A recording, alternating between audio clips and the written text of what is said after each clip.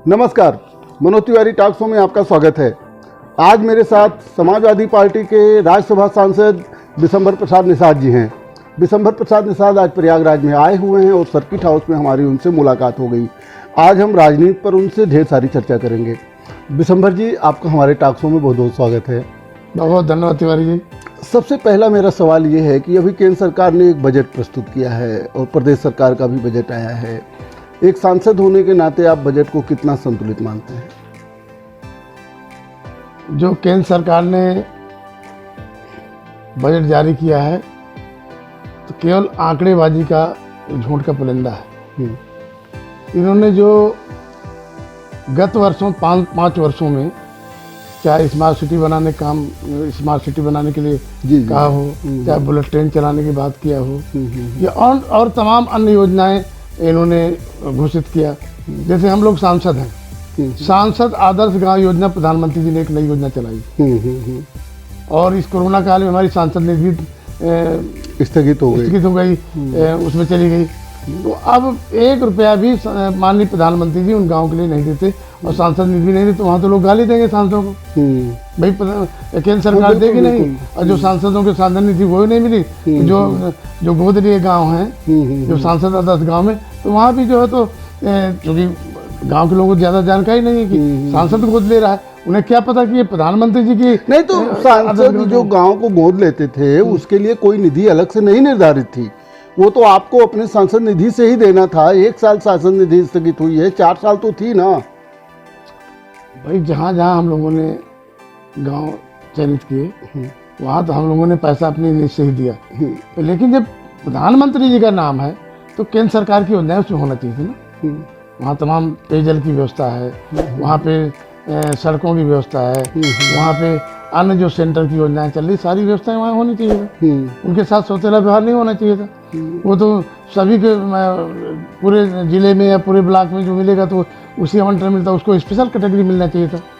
Sir, आज किसान आंदोलित हैं, किसान आंदोलन कर रहे हैं तीनों बिल के लिए। केंद्र सरकार कहती है कि आखिर इसमें गलत क्या है? सांसद बताएं, आप एक सांसद हैं, आप बताएं कि इस बिल में क्या ऐसा है कि जिसका विरोध किया जा रहा है? देखिए, जो तीन किसान बिल बनाए हैं इन्होंने जी, एक तो इन्होंने जब कोविड चल रहा था और पूरा देश लॉकडाउन में था, तो इन्होंने आनंद फानंद 5 जून को एक अध्यादेश ले आए। जी, ये अध्यादेश जब लाया जाता है जब संसद नहीं होती है और बिल्कुल, तो हम पीछे पता लगाए क्या इसका कारण है। 2 साल पहले से मध्य प्रदेश में हिसार में पानीपत के पास जो है रेलवे किनारे मंडियां बन रही थी। वहाँ के किसानों से कहा गया कि यहाँ रेलवे कारखाना बन रहा है, हमको ज़मीन दे दीजिए तो किसान नौकरी देंगे, ये देंगे, तो किसान ने ज़मीन दे दिया। जब बड़े बड़े मंडी तैयार होने लगे तो लोगों ने वहाँ हल्ला मचाना चालू किया। तो जो आज होता है कि भाई वहाँ के किसान क्यों आंदोलित है, इसलिए आंदोलित हैं कि उनके वहाँ मंडियाँ बन गई और उनको पूरी जानकारी हो गई और पूरा देश का किसान आंदोलित है। तो जो 3 किसान बिल हैं उसमें कॉन्ट्रैक्ट फार्मिंग है। कॉन्ट्रैक्ट फार्मिंग है। सरकार करेगी हम छोटी छोटी जोत को बड़ी जोत बना करके कंपनी किसी को देंगे और किसान उनसे कॉन्ट्रैक्ट करेगा, एक फसल के लिए कॉन्ट्रैक्ट करेगा। ठीक है, जब कॉन्ट्रैक्ट होगा तो एक फसल के लिए होगा, फिर इसके बाद उससे 25 साल 20 साल जितने साल का उसका एग्रीमेंट होगा करेगा। वो ग्रेडिंग करेगा। जब बुआई के बाद फिर जब थोड़े फसल बड़ी हो जाएगी तो फसल तैयार हुई 3 बार ग्रेडिंग करेगा। और जो किसान से तय हो जाएगा तो फिर किसान जो है बाजार में नहीं बेच सकता, अपने गांव में कंपनी को देगा। और दूसरी तरफ जो है एक इन्होंने जो ई बाजार बनाया है कि किसान चाहे तो उत्तर प्रदेश, किसान चाहे मध्य प्रदेश बेचे, अपना कहीं भी आ सकते बेचे। तो जब जो है वो किसान कॉन्ट्रैक्ट फार्मिंग में उसके आड़त में उसी को बेचना है, तो ये बिल गलत है, ये तो वो बिल गलत है। ये सवाल। और दूसरा, कॉन्ट्रैक्ट फार्मिंग से जो है हम ये कह रहे हैं कि MSP की गारंटी है नहीं। अभी तक पूरे देश में जो किसान की उपज की खरीद होती है 6% से ज़्यादा नहीं हुई।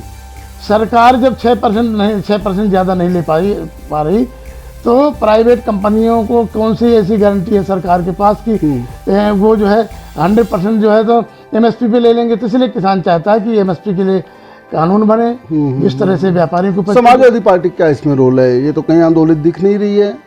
समाजवादी पार्टी सड़क से लगा के सदन तक घेरा डालो, डेरा डालो, अलाव लगाओ, सड़क में सब जगह पूरे प्रदेश में माननीय अखिलेश यादव हम लोग खुद जो है ट्रैक्टर रैली के साथ समर्थन किया, किसानों के साथ में मोटरसाइकिल से, बैलगाड़ी से, सब तरह से हम लोगों ने किसानों के साथ। आपको समाजवादी पार्टी में एक ताकतवर नेता माना जाता है। 2022 विधानसभा उत्तर प्रदेश का जो चुनाव होगा उसमें आपकी क्या भूमिका होगी? उत्तर प्रदेश का 2022 में चुनाव है और समाजवादी पार्टी के राष्ट्रीय अध्यक्ष माननीय अखिलेश यादव जी को मुख्यमंत्री बनाने के लिए हम पूरे प्रदेश में दौरा करेंगे और दौरा कर ही रहे हैं लगातार। मेरा परसों फतेहपुर था, आज यहाँ है। इस तरह से पर डे हमारा कहीं ना कहीं कार्यक्रम लगा रहता है। अच्छा सर, 2022 को लेकर के समाजवादी पार्टी की क्या रणनीति होगी 2022 जीतने के लिए? 2022 के लिए नौजवान के सवाल पे, किसान के सवाल पे, रोजगार के सवाल पे, और जो अखिलेश यादव जी ने डेवलपमेंट किए, चाहे एक्सप्रेस वे हाई बनाने का काम हो, जो Lucknow Agra express way highway बनाया। नहीं सर, आपको नहीं लगता कि हाँ, चाहे आपको किसान मंडियाँ बनाई या लैपटॉप बांटा और तमाम जो है उन्होंने और सबसे बड़ी बात तो मैंने पार्लियामेंट में भी इस बात को रखा। नरेंद्र तोमर जी जो है, एक छाया वर्मा जी का सवाल था, उसमें मैंने सप्लीमेंट्री पूछा कि जब आप किसान की आय दूनी करना चाहते हो और किसान के लिए कुछ दे नहीं रहे हो, माननीय अखिलेश यादव जी ने उत्तर प्रदेश में किसानों के लिए नहर का ट्यूबवेल का पानी फ्री किया, तो किसान की लागत हो गई कम, उसको उसकी आमदनी बढ़ी, इनकम बढ़ी। तो क्या पूरे देश में फार्मूला अखिलेश यादव जी का लगाएंगे? तो उन्होंने कोई जवाब नहीं दिया कि हम किसान के लिए सॉइल टेस्ट कराते हैं, ये कराते हैं, वो कराते हैं। आज इनके पास सॉइल टेस्ट करने के लिए लैब नहीं है, इनके पास टेक्नीशियन। यूपी बजट आया है, उसमें किसानों के लिए पानी मुफ्त कर दिया। पानी मुफ्त तो भाई मेरे अखिलेश यादव की सरकार के ज़माने से है। ये तो अलग से कोई इन्होंने अगर निजी ट्यूबवेलों का इन्होंने फ्री किया हो तो बताएं मुझे, या किसानों के लिए बिजली फ्री किया हो तो बताएं योगी जी। निजी किसानों की मांग थी कि निजी ट्यूबवेल हैं या बिजली के जो बिल हैं, बिजली के बिल माफ़ कर दें किसानों के जो खेती करते हैं, तो किसान की आय बढ़ सकती है। ये केवल माननीय अखिलेश यादव जी जो नहर का पानी, ट्यूबवेल का पानी फ्री किया, तो उसी को ये दोहरा रहे हैं। अच्छा सांसद जी, आज आप देश में मुख्य समस्या क्या देखते हैं? इस समय किसान का समस्या है और रोजगार की समस्या है। इन्होंने नोटबंदी शुरू की, नोटबंदी में नौजवान, किसान, मजदूर सब बर्बाद हुआ। इसमें जीएसटी में आपका जो है छोटा व्यापारी बर्बाद हुआ। ये बड़े उद्योगपतियों के लिए सरकार काम करे। जितने देश के बड़े बड़े उपक्रम हैं सब बेचे जा रहे हैं और सब प्राइवेटाइजेशन की तरफ जा रहा है। आपका रेलवे बिक रहा है, LIC के लिए 74% जो है शेयर कर दिए। आपका जो है BSNL बिक रहा है। कोई ऐसा भारत सरकार का उपक्रम नहीं है जो ना बिक रहा हो। और ये सरकार उद्योगपतियों को जैसे रेलवे बेच रही है, एयरपोर्ट बेच रही है, तो उद्योगपतियों को रेलवे से ज़्यादा उनकी रेलों की ज़मीनों पे निगाह है। वहाँ बड़े बड़े माल बनाएंगे। एयरपोर्ट के दुनिया में सबसे ज़्यादा लॉन्च है, उस पर निगाह है कि जहाँ किसी एयरलाइंस का नहीं है वहाँ एयर इंडिया का है। तो इस तरह से आज जो नौजवान बेरोजगार हुआ, इन्होंने कहा था कि 5 साल में जो है 10 करोड़ लोगों को रोजगार देने का काम करेंगे। 10 करोड़ देने के बजाय 10 करोड़ लोग बेरोजगार हो गए। जो 2019 चुनाव के पहले, चुनाव के बाद जो आंकड़ा आया था बेरोजगारी का, अगर वो शायद चुनाव के पहले आ गया होता तो इनकी सरकार न बनती। यही नौजवान जो है इनकी सरकार बनने में रोड़ा करता। लेकिन इन्होंने लालच दिया कि हम आपको रोजगार देंगे, आपको गारंटी देंगे, कोई काम नहीं हुआ। अच्छा सर, आपको नहीं लगता है कि पूर्व की सरकारों ने तुष्टीकरण की राजनीति की, जिसकी वजह से बीजेपी को अवसर मिल गया? देखिए, इसके दोषी तो कांग्रेस भी है। हम तो मांग करते हैं आपके चैनल के तिवारी जी, आपके चैनल से मांग करते हैं किस देश में, क्योंकि सन 47 में हमारा देश आज़ाद हुआ, इसे श्रम कानून बने तो पहले 16 घंटे काम होते थे, काम कराया जाता था और 1 दिन की तनख्वाह मिलती थी। और स्त्री है तो उसको आधी तनख्वाह, आधा मजदूरी, और पुरुष है तो मिलता था। अब भारतीय जनता पार्टी ने केवल किसान के साथ नहीं, मजदूर के साथ भी 8 घंटे की जगह 12 घंटे कर दिया। उसी तिहाड़ी में उतनी मजदूरी में 12 घंटे काम करना पड़ेगा। और मतलब हमारा जो खास तौर पर जो गांव का किसान का बैकवर्ड पिछड़ा व्यक्ति है, ये मांग कर रहा है कि 2021 में जनगणना होने जा रही है। आप जो है जनगणना, जातिवार जनगणना करा दीजिए बैकवर्ड की, और जितने साधन संसाधन उनमें भागीदारी दे दीजिए, कोई आरक्षण की जरूरत नहीं है, अपने आप लोग ढूंढ लेंगे, सब कर लेंगे। तो ये पूरी जो तरह से जो है सरकार जो है केवल जो है जो बहुसंख्यक समाज है, लोहिया जी ने कहा था सन सुपाने बांदीघाट 100 में पिछड़े 65, जिनकी 60% आबादी है, उनके साथ ज़्यादा कुठाराघात हो रहा है। उनके लोगों को सबसे ज़्यादा नुकसान। ये आवाज़ तो सपा नहीं उठाती थी ना, जिसकी वजह से बीजेपी को अवसर मिला। बीजेपी तो आवाज़ उठाती। हम लोग लगातार ये आवाज़ उठाए हैं, और जो मांग हम लोगों ने किया है सड़क से लगा के सदन तक। और दूसरी बात हम कहना चाहते हैं कि भारतीय जनता पार्टी का दोहरा पैमाना है।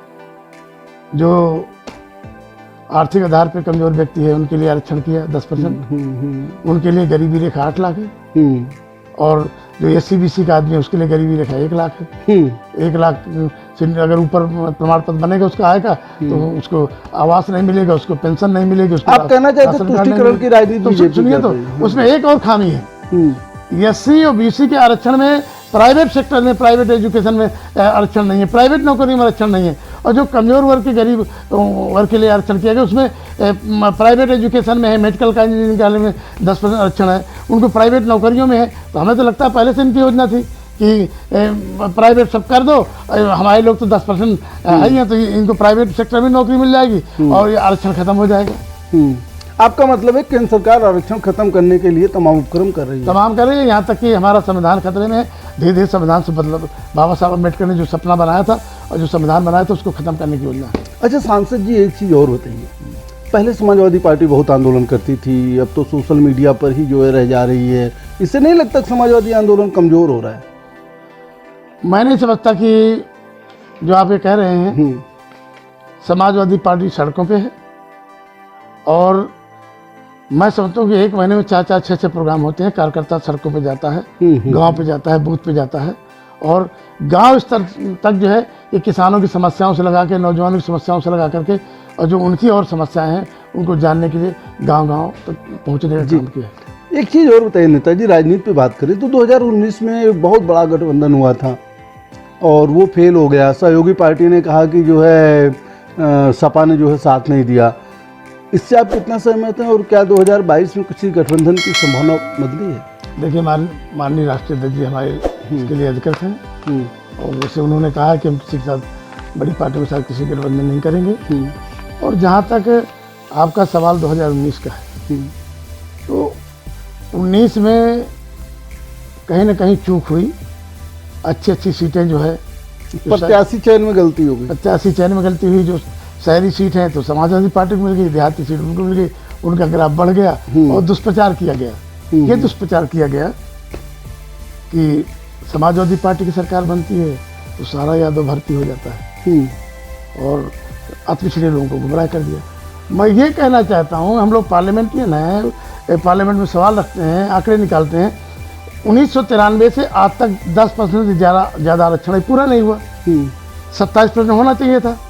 तो जब 27% नहीं हुआ, 10% ही आरक्षण पूरा हुआ। केंद्रीय विश्वविद्यालय में तो 4% है, तो बाकी कौन लोग आरक्षण लिए? जो लोग आरक्षण लिए हुए हैं वही लोग जो है इनको गुमराह करने का काम करते हैं। तो आज पूरी तरह से अब प्राइवेटाइजेशन करके उनके आरक्षण को बिल्कुल समाप्त करने की योजना है। तो जो लोग एक तरह से, जैसे मान लीजिए अगर VVC ना होता तो राम न जीतते, तो अगर हमारे लोग जो है योगी मोदी के साथ ना होते तो आज उनकी नौकरी न जाती, आज जो हजारों लोग पैदल चल के आए मरे वो ना होता, आज किसान जो सड़कों पे है उनकी खेती जा रही है ना होता। नेताजी, मेरा ये कहने का मतलब है कि क्या बिना गठबंधन के सपा अगर अलग लड़ती है, बसपा अलग लड़ती है, तो बीजेपी जिस तरीके से आक्रामक राजनीति करती है उसमें बीजेपी को रिप्लेस किया जा सकता है? देखिए, समाजवादी पार्टी उत्तर प्रदेश में पूरी तरह से मजबूत है। हमारी किसान, नौजवान, मजदूर की पार्टी है, और हम लोग पूरी तरह से 2022 में बहुमत की सरकार बनाए। 2022 में कौन से मुद्दे होंगे समाजवादी पार्टी की? बता तो दिया कि विकास का मुद्दा तो पिछली बार चला नहीं था, बहुत विकास किया था। उसके तमाम फैक्टर रहे होंगे, वो फैक्टर अब नहीं रहेंगे, उस पर हम नहीं जाना चाहेंगे पा रहे हैं। क्योंकि तमाम प्रत्याशियों के चयन किए गए, 3-3, 4-4 बार टिकट बदले गए, अब पारिवारिक झगड़ा भी हुआ, तमाम तरह के विवाद रहे। अब हमारे माननीय अखिलेश यादव जी शुरू से मेहनत कर रहे हैं। हमारे पूरे प्रदेश में प्रशिक्षण शिविर चल रहे हैं, कार्यकर्ताओं को ट्रेन करके अपने बूथ स्तर पे हमारा संगठन मजबूत हो रहा है। अब समाजवादी पार्टी सरकार बनाएगी, अखिलेश यादव। अच्छा सर, एक चीज़ और बताइए, हर विधानसभा में हम देख रहे हैं कि दर्जन भर दावेदार हैं, दर्जनों दावेदार हैं एक एक विधानसभा में। ऐसे में प्रत्याशी चयन में दिक्कत नहीं आएगी? देखिए, समाजवादी पार्टी जो है सभी कार्यकर्ताओं का सम्मान करती है। हमारी पार्टी में जो कार्यकर्ता है उसका टिकट मांगने का अधिकार है, काम करता है, टिकट मांगे। और ये अधिकार पार्लियामेंट्री बोर्ड को है कि पार्लियामेंट बोर्ड के सामने जब ये प्रत्याशी जाएंगे, इंटरव्यू देंगे, अपना फैक्ट बताएंगे, और जो पार्लियामेंट बोर्ड तय करेगा उसके आधार पर। चलिए, आप पहले ऐसे नेता हैं जो पार्लियामेंट बोर्ड की नाम ले रहे हैं, नहीं तो आम नेता तो बस खाली अखिलेश, खाली अखिलेश, खाली अखिलेश। कि सारा निर्णय उन्हीं का होता है कि वास्तव में पार्लियामेंट बोर्ड करती है? ये पार्लियामेंट बोर्ड बैठता है बकायदे, उसमें निर्णय होता है, उसमें कमेटी होती है, उसमें एक्सपर्ट बैठते हैं, सब वरिष्ठ लोग बैठते हैं। उसके लिए डाटा देखते होंगे किस विधानसभा में किसका क्या फैक्टर है, पूरा हर चीज़ का फैक्टर देख करते हैं। अच्छा नेताजी, एक चीज़ बताइए, ओवैसी का फैक्टर बिहार में देखते हुए आपको समाजवादी पार्टी को चिंता की बात नहीं है? देखिए, मैं बिहार गया था, मैं भी चुनाव में था, और वहाँ जिस तरह से जो है तेजस्वी जी की पार्टी को हराया गया, वहाँ पहले तो कोशिश की गई कि वोटिंग में हरा दें। जब वोटिंग में नहीं हरा पाए तो उनको गिनती में हरा दिया, बेईमानी किया, पूरी तरह से बेईमानी किया। और इलेक्शन कमीशन ने कहा कि भाई ये गिनती तो 4 बजे रात तक चलेगी, सुबह तक चलेगी। जब पूरे देश में उपचुनाव के 12 बजे से लगा के 3 बजे तक रिजल्ट घोषित हो गए और चुनाव में डिक्लेयर कर दिया, तो वहाँ पर जो पोस्टल बैलेट आए थे, पोस्टल बैलेट के नियम है, कानून है कि उसको पहले शुरू में उसकी घोषणा की जानी चाहिए। उन्हें बेईमानी करते, एक विधानसभा में 700-700, 900 वोट जो है उनके इनवैलिड किए गए। तो इस तरह से 40-40, 50-50, 60-60, 90-90 वोट से हराया गया। 12,000, 12,500 का अंतर है केवल पूरी विधानसभा, पूरे प्रदेश में वोट परसेंटेज। बिल्कुल। तो वहाँ तो पूरी तरह से खुली बेईमानी हुई है और सत्ता के बल पे बेईमानी की गई। अच्छा सर, एक चीज़ और बताइए, एक भागीदारी मोर्चा बना हुआ जिसके संयोजक ओपी राजभर हैं, बाबू सिंह कुशवाहा भी उसमें हैं, बाबू रामपाल जी भी हैं, प्रेमचंद कश्यप जी भी हैं। भागीदारी मोर्चा जितना मजबूत लड़ेगी, क्या वो विपक्ष के लिए, सपा या बसपा, सपा के लिए कह दीजिए, चिंता की बात नहीं है? ऐसा है, समाजवादी पार्टी के राष्ट्रीय अध्यक्ष माननीय अखिलेश यादव जी इस बार पूरी तरह से जाति समीकरण, भागीदारी, जो कार्यकर्ता बहुत दिन से काम कर रहा है, मेहनत कर रहा है, और खास तौर पर अति पिछड़े हैं, दलित समाज के हैं, तो पूरा समीकरण बना करके हमें उम्मीद है, इसीलिए उनको आमंत्रित किया गया, उनके टिकट मांगे गए कि डेट भी बढ़ाई गई। तो हमें लगता है कि जब हमारी सोशल इंजीनियर साहब की सोशल इंजीनियरिंग चलेगी तो सबकी इंजीनियरिंग फेल हो जाएगी। अच्छा सर, एक चीज़ और बताइए, वर्तमान सरकार कहती है उत्तर प्रदेश की कि अपराधियों में बड़ा डर है और वो भागे हुए हैं, उनका शूट एंड साइट का आर्डर है। तो वर्तमान सरकार की कानून व्यवस्था से आप कितना इत्तेफाक रखते हैं? आप देख ही रहे हाथरस में क्या था। हाथरस में लड़की के साथ, दलित लड़की के साथ क्या हुआ, पूरी सरकार खड़ी थी, पूरी सरकार खड़ी थी, केंद्र सरकार, प्रदेश सरकार खड़ी थी। अगर मीडिया पत्रकार के लोग गए तो उनको जेल भेज दिया गया जी। कोई पार्टी वाला जा रहा उसको रोका गया, उनके ऊपर लाठीचार्ज, हमारी पार्टी के नेता गए। इक्का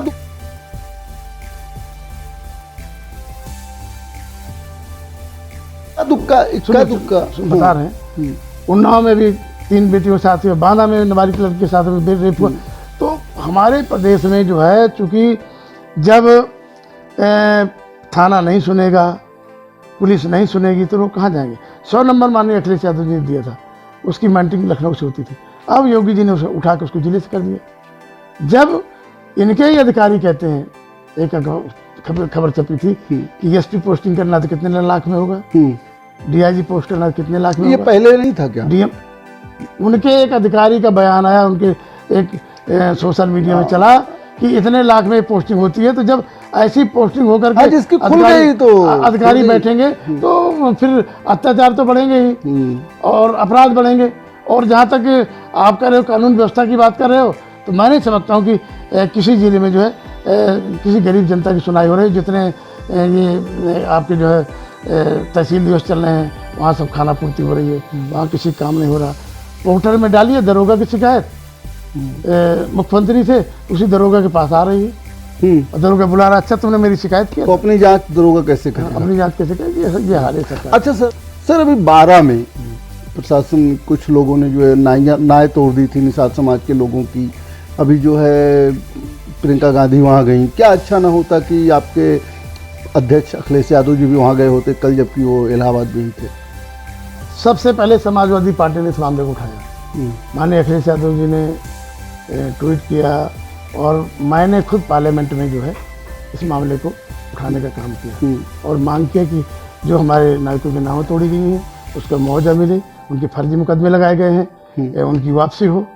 और जिस तरह से अत्याचार हो रहे, चूँकि ये हमारे महाराजा निषाद राजगुरु की धरती है, सिंहबेरपुर धरती है, बिल्कुल। और जब भगवान राम को चित्रकूट जाना था तो महाराजा निषाद राजगुरु ने गंगा जी पार किया था। और जब जब चुनाव भारतीय जनता पार्टी का होता है तो वही कहते हैं, जब निषादों के बीच जाते हैं कि हमारे निषाद राज नैया पार लगाएंगे। जब उनकी नैया तोड़ दी गई है, उनकी नैया तोड़ दी गई, भगवान राम ने तो उतराई दिया नहीं और इन्होंने उल्टा नाव तोड़ दिया। तो पूरा प्रदेश का जो है निषाद समाज आंदोलित है और अखिलेश यादव समाजवादी पार्टी के साथ है।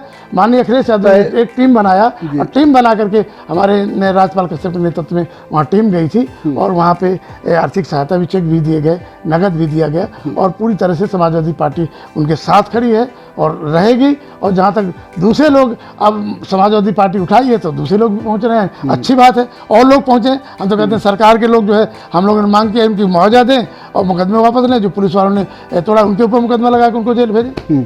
अच्छा नेताजी, अंत में जो है आप प्रदेश की जनता को क्या संदेश देना चाहेंगे? इस समय उत्तर प्रदेश की महान जनता जिस तरह से महंगाई में जूझ रही है, डीजल पेट्रोल के दाम बढ़ने से जी महंगाई चरम सीमा बढ़ गई है और महंगाई बढ़ने से हर वर्ग का व्यक्ति परेशान होता है। बिल्कुल। अभी मैंने पार्लियामेंट में सवाल रखा था, आपने अगर सुना जी हो, जी बिल्कुल, सारे मीडिया उसमें आया था। धर्मेंद्र प्रधान जी ने मेरे सवाल के जवाब में मैंने पूछा था कि दिल्ली के आसपास चारों तरफ किसान आंदोलन में है और आप किसान की आय दूनी की बात कर रहे हो, कैसे आय दूनी होगी? और मैंने सवाल कर दिया था कि रावण के देश लंका में 51 रुपये लीटर डीजल पेट्रोल है, सीता के यहाँ, और सीता नेपाल में सीता के देश में जो है 52 रुपये लीटर है। तो क्या राम के देश में जो है उससे कम नहीं होना चाहिए? रावण से तो कम होना ही चाहिए। ये हेडलाइन बनी थी, ये हेडलाइन बनी थी। मैंने ये सवाल पूछा तो धर्मेंद्र प्रधान जी कोई जवाब नहीं दे पाए। उन्होंने कहा कि ये तो अंतर्राष्ट्रीय बाजार के मूल्य पे तय होता है। तो मैंने कहा रिफाइनरी इंडिया में है और इंडिया से तेल जाता है नेपाल में। जब नेपाल सस्ता कर सकता है तो आप इतना क्यों टैक्स लगाए हो? आप टैक्स कम करो, तब किसान की आमदनी बढ़ेगी। और दूनी तो हो ही नहीं सकती, क्योंकि आपने एमएसपी कानून जब तक नहीं बनाओगे तब तक दूनी नहीं होगी। अभी धान खरीद हुई तो 1860 रुपया आपकी एमएसपी है और 900 में धान खरीदा गया। आज भी किसान का धान पड़ा हुआ, कोई खरीदने वाला नहीं है और सरकार कहती है कि नहीं हमने 100% खरीद कर ली। तो इस तरह से सरकार पूरी तरह से फेल है। और नौजवानों को जिस तरह से ये नोटबंदी, जीएसटी और ये लॉकडाउन से जिस तरह से बेरोजगारी बढ़ी है, जिनके रोजगार टूटे हैं, आज करोड़ों लोग बेरोजगार हुए।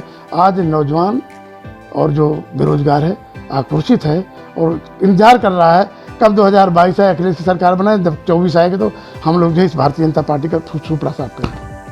सांसद जी, आप हमारे टॉक शो में भाग लिए, इसके लिए आपको बहुत बहुत धन्यवाद। बहुत बहुत धन्यवाद। जैसा कि आपने देखा, हमारे साथ समाजवादी पार्टी के राज्यसभा सांसद बिशंबर प्रसाद निषाद जी थे। आपका कहना है 2022 में जनता ने मन बना लिया है, वो समाजवादी पार्टी की उत्तर प्रदेश में सरकार बनाएगी। आपने ये भी कहा कि आज महंगाई से जनता त्रस्त है, बेरोजगारी से जनता त्रस्त है, जो बदला लेगी 2024 में और भारतीय जनता पार्टी को पूरे देश से भगाएगी। आगे भी हम आपको ऐसे ही तमाम नेताओं से मुलाकात करवाते रहेंगे। देखते रहिए मनोज तिवारी टॉक शो।